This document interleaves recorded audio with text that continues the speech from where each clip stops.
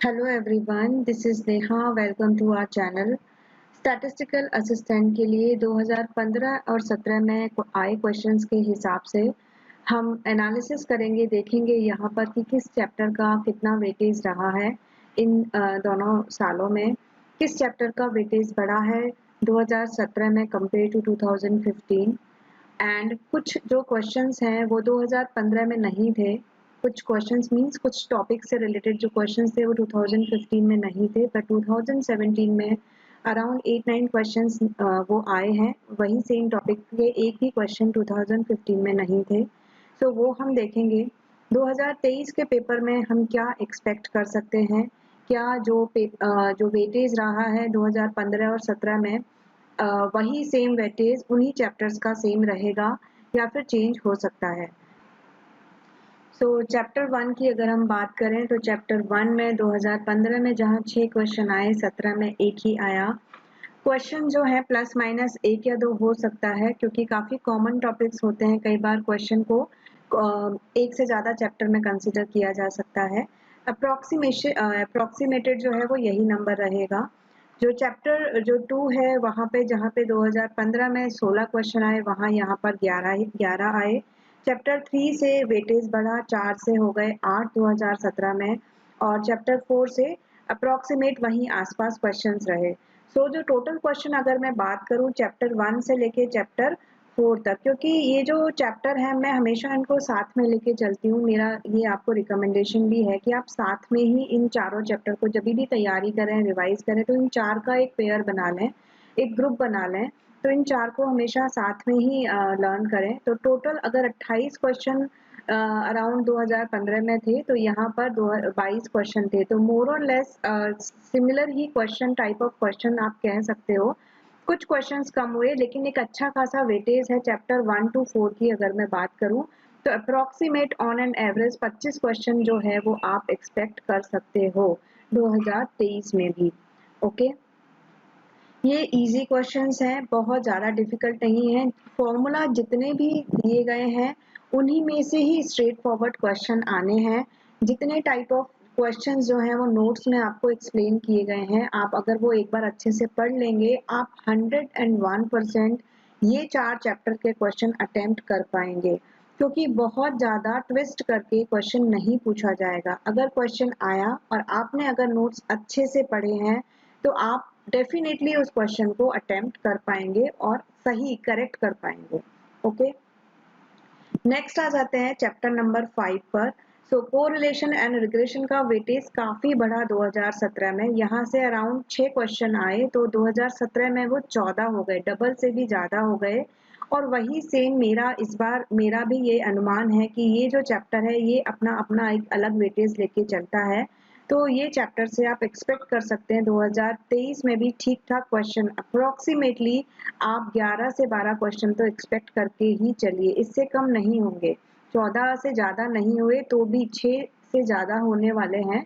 Approximately आप 11-12 question expect कर सकते हैं। प्रोबेबिलिटी थ्योरी जो चैप्टर नंबर 6 है, 2015 में यहाँ से 11 क्वेश्चन आए, और ये जो 11 क्वेश्चन आए वो सभी आपने देखा होगा, अगर प्रीवियस ईयर का पेपर आपने देखा है वीडियो, तो सब बेसिक जो फॉर्मूला जो था, total number of events upon जो भी आपको कंडीशन दी हुई है, वो बेसिक एक ही फॉर्मूला पर बेस्ड क्वेश्चन आए हैं। लेकिन जो 2017 में 2 या 3 क्वेश्चन आए वो उनकी कैरेक्टरिस्टिक्स या प्रॉपर्टी पर बेस्ड आए हैं। आप एक्सपेक्ट कर सकते हो 2017 में 3 या 4 से अप्रोक्सीमेटली 3 to 4 आप या फिर इससे ज़्यादा भी क्वेश्चंस एक्सपेक्ट कर सकते हैं, क्योंकि यहाँ पे जो ये क्वेश्चंस का लेवल था वो डेफिनेटली, चाहे यहाँ पर 11 थे पर 11 जो क्वेश्चंस का लेवल था वो इजी था, यहाँ पर वो थोड़ा सा आप कह सकते हो कि मॉडरेट और डिफिकल्ट था, क्योंकि प्रॉपर्टी बेस्ड जो आपको क्वेश्चन आएगा वो पता पढ़ा होगा तो ही आ पाएगा।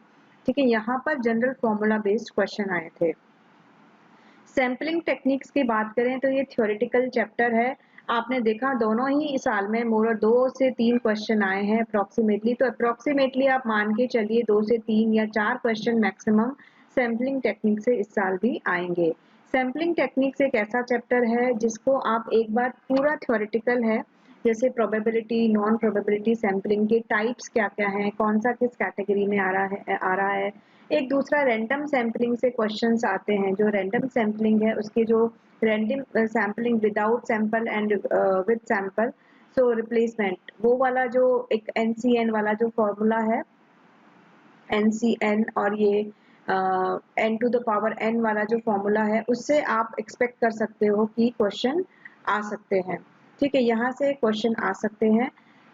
अगर हम नेक्स्ट बात करें चैप्टर नंबर 9 की, statistical inference and hypothesis testing, तो 2015 में जहां इस पे से 17 क्वेश्चन आए हैं, 2017 में वेटेज कम हुआ, 8 क्वेश्चन आए हैं।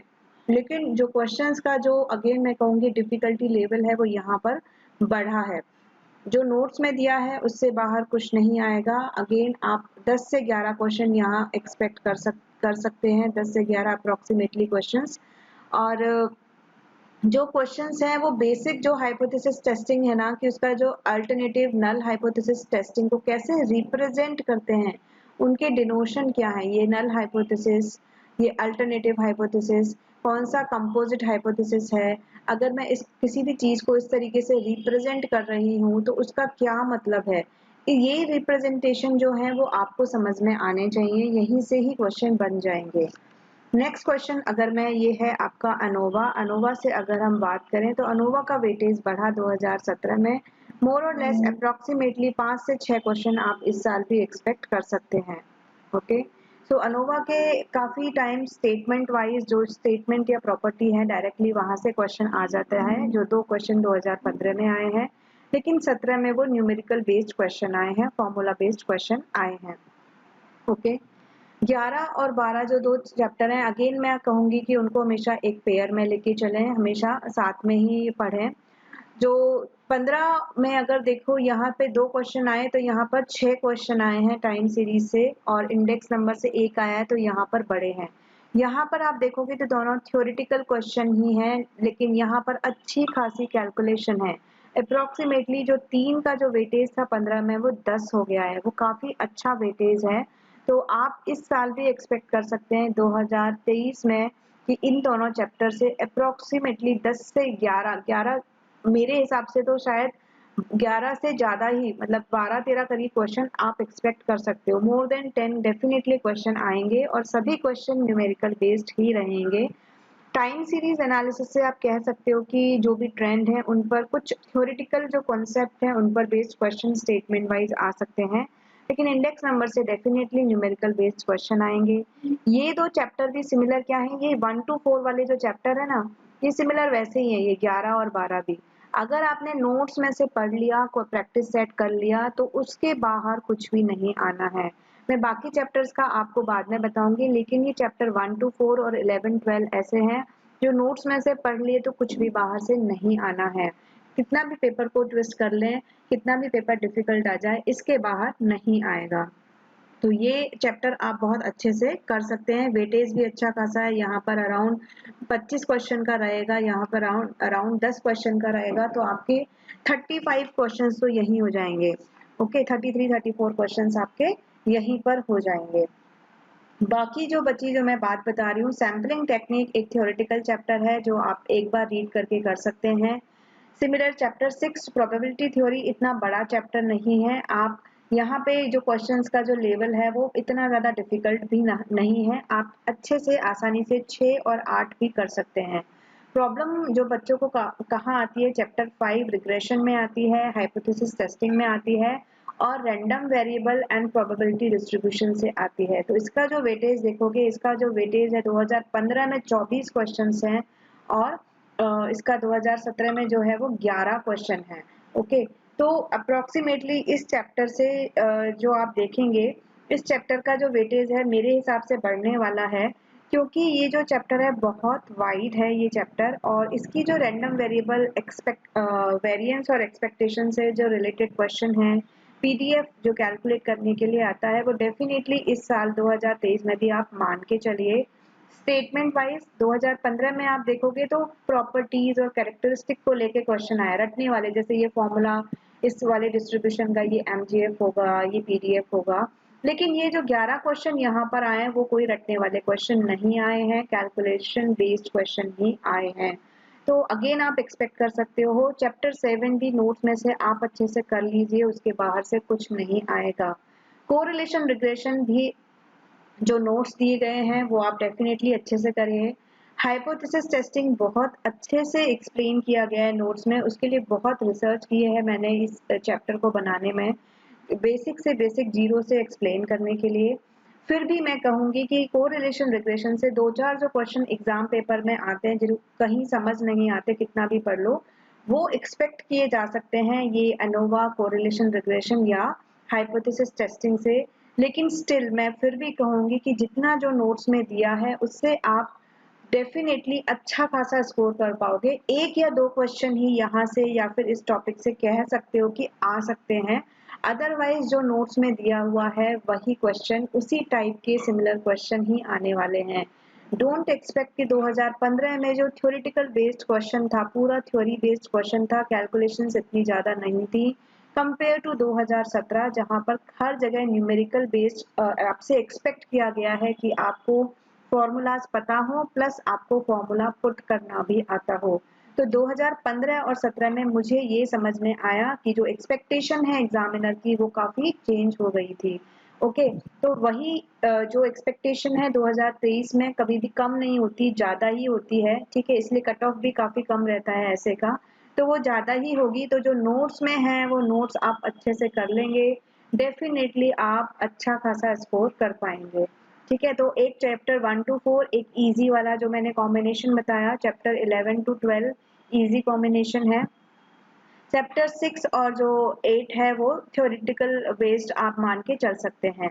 चैप्टर 7 को मैंने बहुत ही डिटेल में एक्सप्लेन किया है, आप नोट्स में जाकर उसको एक बार पढ़ लीजिए। नेक्स्ट है आपका वाइटल स्टैटिस्टिक्स, जो चैप्टर नंबर 13 है। ऑन एन एवरेज 3 से 4 क्वेश्चन ही एक्सपेक्ट करिएगा यहाँ से इस साल भी। थ्योरेटिकल बेस्ड क्वेश्चन आएंगे, आप पीडीएफ जाकर नोट्स में एक बार देख सकते हैं। ठीक है, ज़्यादा कुछ इसमें है नहीं। डेटा बेस्ड क्वेश्चन इसमें नहीं आएगा क्योंकि कोई पर्टिकुलर स्टेट या कैलकुलेशन या डेटा नंबर के बेस्ड नहीं पूछा जाएगा। नेक्स्ट है question number chapter number 14 and 15 matrix and linear programming. इनका भी एक पेयर बना लीजिए क्योंकि ये आपस में एक दूसरे से रिलेटेड है। मैट्रिक्स जो लीनियर अलजेब्रा है वो यहाँ पर यूज होती ही है, तो इनका भी आपस में पेयर बना लो, जब भी पढ़ो इन दोनों को साथ में पढ़ो, साथ में रिवाइज करो। तो यहाँ पे जो 2015 में मोर और लेस 3 क्वेश्चन आए थे, यहाँ पे टोटल जो क्वेश्चन का रेशियो जो था वो बढ़ के 12 हो गया। 12 क्वेश्चन आए हैं आपके मैट्रिक्स और लीनियर प्रोग्रामिंग से। नोट्स में मैट्रिक्स जो लीनियर प्रोग्रामिंग है वो बहुत अच्छे से समझाया गया है। मैट्रिक्स से काफ़ी जो लोग पोस्ट ग्रेजुएशन है मैथमेटिक्स से, उनको मैं कहूँगी कि अगर उन्होंने ये आपके बीएससी या एमएससी या फिर जो और लोग हैं जिनका मैथ्स रहा है, अगर वो चाहें तो नोट्स के अलावा और डिटेल में एक बार गो थ्रू कर सकते हैं, रिवाइज कर सकते हैं, क्योंकि उनका वो बैकग्राउंड है। जिनका बैकग्राउंड नहीं है उनका उन्होंने जो नोट्स में से पढ़ा है that is more than sufficient. Matrix से इजी क्वेश्चंस आएंगे, calculate property based rank calculate करने के लिए इगन वैल्यूज या फिर इगन वेक्टर से रिलेटेड। ओके, तो यहाँ पे भी आप एक्सपेक्ट कर सकते हो कि क्वेश्चन जो एलपीपी है काफी वाइड है, ये भी चैप्टर काफी वाइड है, वास्ट है। लाइक यहाँ पर जो प्रोबेबिलिटी डिस्ट्रीब्यूशन चैप्टर 7 है, तो क्वेश्चंस और एक्सपेक्ट किए जा सकते हैं चैप्टर नंबर 14 और 15 से। Excuse me. नेक्स्ट है चैप्टर नंबर 16। तो 16 जो है यहाँ पर कुछ भी इसका इंट्रोडक्शन नहीं था 2015 में। जो स्टैटिस्टिकल प्रोसेस कंट्रोल चार्ट थे, यहाँ पर 2015 में ऐसा एक भी क्वेश्चन नहीं था। अप्रॉक्सीमेटली 6 क्वेश्चन कंट्रोल चार्ट से थ्योरेटिकल बेस्ड क्वेश्चन है। अगर आपने थ्योरी पढ़ी होगी डायरेक्ट आपको क्लिक करना है आंसर को। तो यहाँ पर 6 क्वेश्चन है, आप एक्सपेक्ट कर सकते हो अप्रॉक्सीमेटली क्वेश्चन यहाँ पर 6 से 7 मेरे हिसाब से शायद बढ़ ही जाएं, क्योंकि इस चैप्टर में नोट्स में मैंने काफ़ी और टॉपिक्स जो हैं वो डायरेक्टली स्ट्रेट फॉरवर्ड इस चैप्टर में नहीं आते हैं, पर आसपास आते हैं, तो आपको एक्सपेक्ट किए जा सकते हैं कि वो क्वेश्चंस उस चैप्टर से आ जाएंगे। तो ये तो था 2015 और 17 का क्वेश्चन पेपर को लेकर।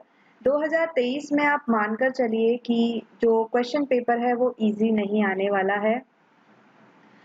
15 और 17 का जो एक्सपेक्टेशन लेवल अगर हम देखें तो 2023 में वो जो formula based formula based, statement based question रहेंगे, प्लस कैलकुलेशन जो है वो आपसे एक्सपेक्ट की जाएगी। ऐसा नहीं कि डायरेक्ट थ्योरी आपको लिखने को आ जाएगी। नोट्स में जो चैप्टर में जो लाइन बाय लाइन जिस तरीके से दी हुई है आपको उसी तरीके से पढ़ना है, क्योंकि क्वेश्चंस वो लाइन बाय लाइन कई बार उठकर आ जाते हैं। ये कोर्स है ऐसे के लिए जहां पर आपको ऐप के अंदर ही पीडीएफ, वीडियोस, टेस्ट सीरीज सभी मिल जाएंगे। काफ़ी रिसर्च और एनालिसिस के बाद ये नोट्स बनाए गए हैं। इसके बाहर आने की, क्वेश्चन आने की संभावना बहुत कम है। तो आपको पीडीएफ पढ़ने हैं, उनके वीडियोस अगर आपको डाउट है तो वो देखने हैं, प्रैक्टिस सेट क्वेश्चंस करने हैं, टेस्ट सीरीज करनी है ऑनेस्टली। इसको कोर्स को करने के बाद आपको जो मैंने चैप्टर वाइज बताया कि आपके स्ट्रेंथ क्या है, आपको पर्सन टू पर्सन हर किसी का स्ट्रेंथ, वीक पॉइंट और स्ट्रॉन्ग पॉइंट अलग होता है। जिनका थ्योरेटिकल रटने की क्षमता ज़्यादा है वो थ्योरेटिकल चैप्टर को ज़्यादा स्ट्रांगली कर सकते हैं। मैंने बताया कि जो लोग मैथमेटिक्स से हैं, जिनका ग्रेजुएशन, पोस्ट ग्रेजुएशन मैथमेटिक्स से हैं, वो चाहें तो अपनी जो ग्रेजुएशन और पोस्ट ग्रेजुएशन लेवल के जो एक बार जो सिलेबस है, जो मैथ्स के जो चैप्टर्स हैं, उनको एक बार गो थ्रू कर सकते हैं। जो लोग इकोनॉमिक्स से हैं वो इकोनॉमिक, स्टैटिस्टिकल इकोनॉमिक्स से रिलेटेड जो चैप्टर्स हैं अपने आप की बुक्स के, उनको भी एक बार रिवाइज कर सकते हैं, गो थ्रू कर सकते हैं। जिनका कोई भी कनेक्ट नहीं है उनके लिए नोट्स सफिशिएंट है। तो नोट्स आपको अच्छे से पढ़ने हैं, प्लस आपको प्रैक्टिस करनी है। प्रैक्टिस क्या करनी है? प्रैक्टिस ऐसे करना है कि रटना नहीं है। स्टैटिस्टिक्स के सिलेबस को आप रट के चले भी जाएंगे तो वही क्वेश्चन सॉल्व कर पाएंगे, ट्विस्ट करके थोड़ा भी क्वेश्चन आ गया तो नहीं कर पाएंगे। तो आपको एक तो समझना है, समझने के बाद प्रैक्टिस करना है, प्रैक्टिस करने के बाद आपको रिवाइज करते रहना है। जितना ज़्यादा आप रिवाइज, क्योंकि सब्जेक्ट जो चैप्टर्स हैं वो काफ़ी ज़्यादा हैं, और ऐसा नहीं कि छोटे छोटे चैप्टर्स हैं, काफ़ी सब टॉपिक्स हैं, काफ़ी लेंदी चैप्टर्स हैं, सभी चैप्टर्स लेंदी हैं। फॉर्मूलाज को आपको टाइम टू टाइम क्या करना है, हर चैप्टर वाइज खुद से, मैं फॉर्मूला बैंक आपको यहाँ पे भी प्रोवाइड कर दूंगी, यहाँ पे भी आपको एक प्रॉपर फॉर्मूला बैंक मिल जाएगा। लेकिन सिर्फ प्रोवाइड करने से कुछ नहीं होता, आपको खुद पेपर पर बार बार लिखने की कोशिश करनी है कि किस चैप्टर से कितने इंपॉर्टेंट फॉर्मूला है। चैप्टर वाइज आप क्या कर लीजिए, फॉर्मूलाज को लिख लीजिए, एक चैप्टर पर लिखते रहिए, समय समय पर करते रहिए। क्योंकि प्लस पॉइंट हमारा क्या है, देखो हमारा जो कॉन्स है वो है कि सिलेबस जो है वो काफी लेंदी है, कैलकुलेशन पूरी है, मैथमेटिक्स है, इजी नहीं है, ठीक है। लेकिन हमारा सबसे बड़ा जो प्लस पॉइंट है, सबसे बड़ा प्लस पॉइंट है कि हमारे पास समय अभी भी है। अभी तक जो है वो डेट नहीं आई है, तो वी हैव इनफ टाइम।